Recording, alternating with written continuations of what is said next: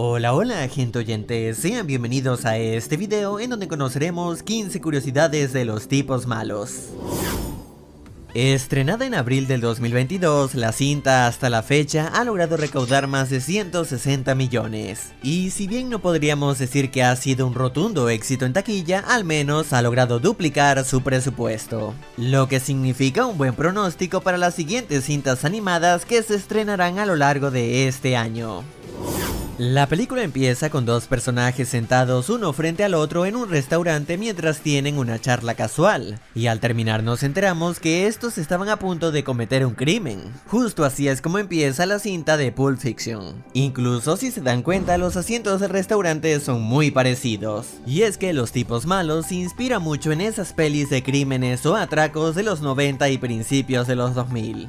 Asimismo se basa también en una serie de libros, y aunque hay algunas diferencias de las que hablaremos más adelante, el inicio es bastante similar, donde vemos al lobo hablando directamente a la audiencia y presentando a sus compañeros, los cuales vienen con su propia página de antecedentes, sacados textualmente del libro, siendo uno de los más cómicos y alarmantes el del señor serpiente, que lo dejaré traducido por aquí para quien lo desee leer. En cuanto a los animales del equipo, son los mismos, con la pequeña diferencia de que Tarántula en el libro es macho. Dentro de la caja fuerte, cuando vemos varios billetes de $100, en estos aparece una mujer. Esta es Margie Kong, la presidenta de DreamWorks Animation, el estudio que nos trajo esta cinta. Un minuto después, cuando llegan a la zona de construcción y aparece el tiburón por primera vez, se ve un graffiti con el nombre Pierre, en referencia al director de la cinta, Pierre Perifel, siendo este su primer largometraje.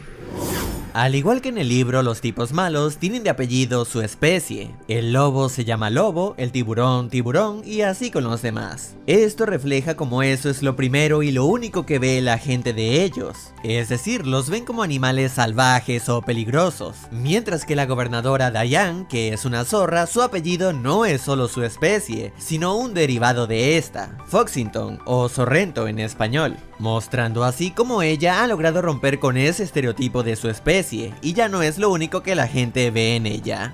Cabe aclarar también que los humanos solo existen aquí, en la película, ya que en el libro todos o la mayoría son animales antropomórficos.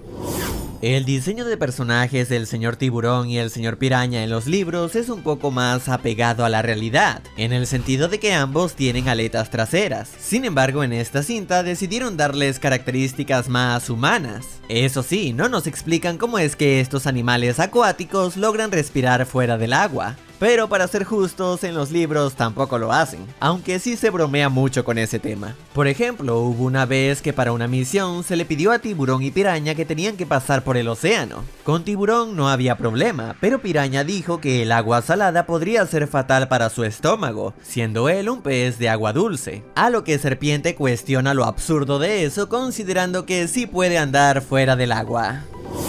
Después de infiltrarse en la gala, robar el delfín de oro y ser descubiertos, los tipos malos terminan rodeados de todo un equipo de policías, que al llegar estos dicen, en alusión a una cómica escena de la cinta Los Hermanos Caradura, donde al llegar unos polis, todos estos se la pasan repitiendo esa palabra. En caso de que no ubiquen esta cinta, es posible que algunos al menos la recuerden por la parodia en Drake y Josh.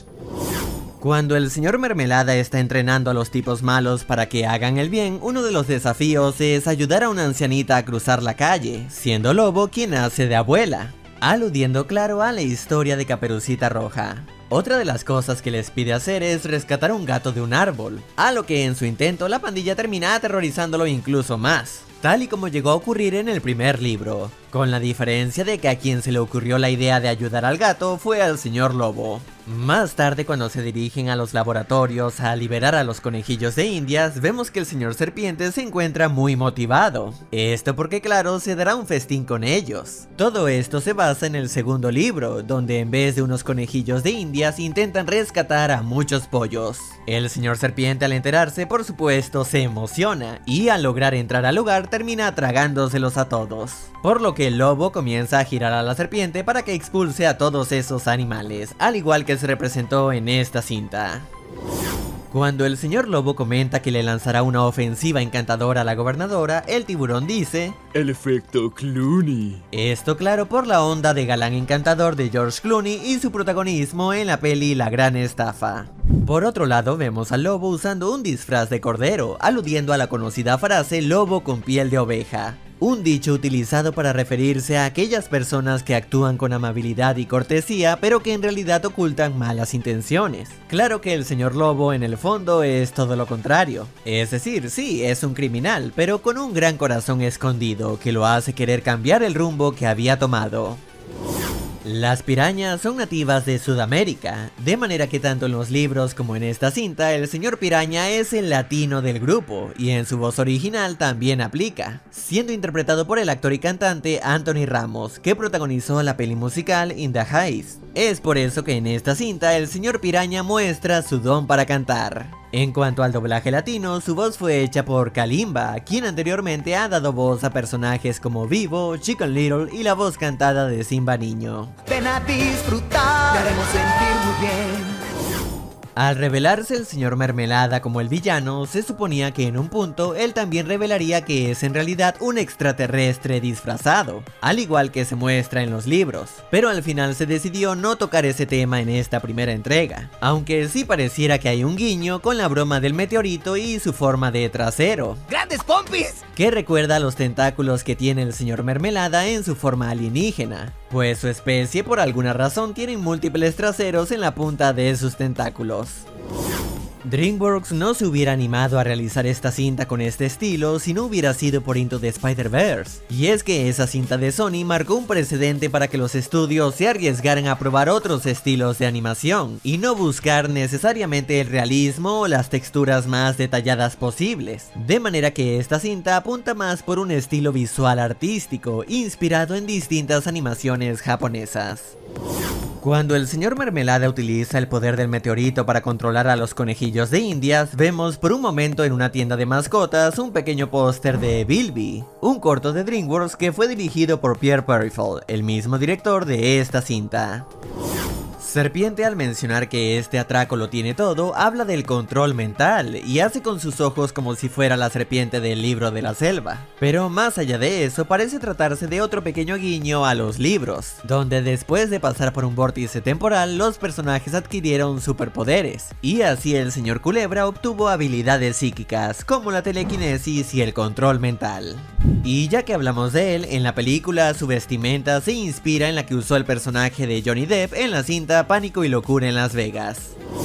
En los libros, el gato que asustan al intentar ayudarlo se escapa y nunca más se vuelve a ver. En esta cinta, por otro lado, quisieron darle un final más tierno, quedándose en el árbol hasta que el lobo va por él y se convierte en la mascota del equipo.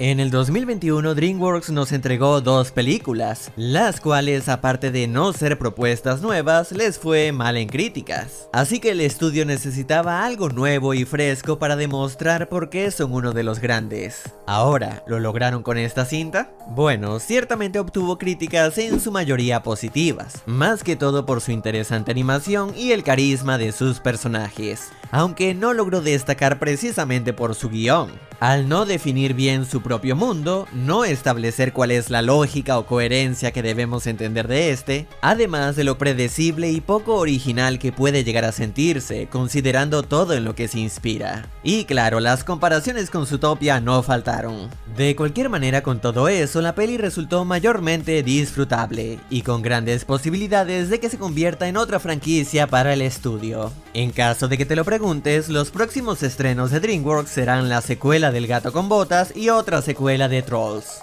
Ya veremos cómo les va. Si el video te ha gustado, házmelo saber dándole manito arriba y compartiéndolo con tus amigos. También quiero agradecer a los miembros que han apoyado al canal. Y antes de irme le envío un gran saludo a Julie Gachalife, Emmanuel, Hugo y Yulisa Mancilla. Y bueno, esto es todo. Hasta luego.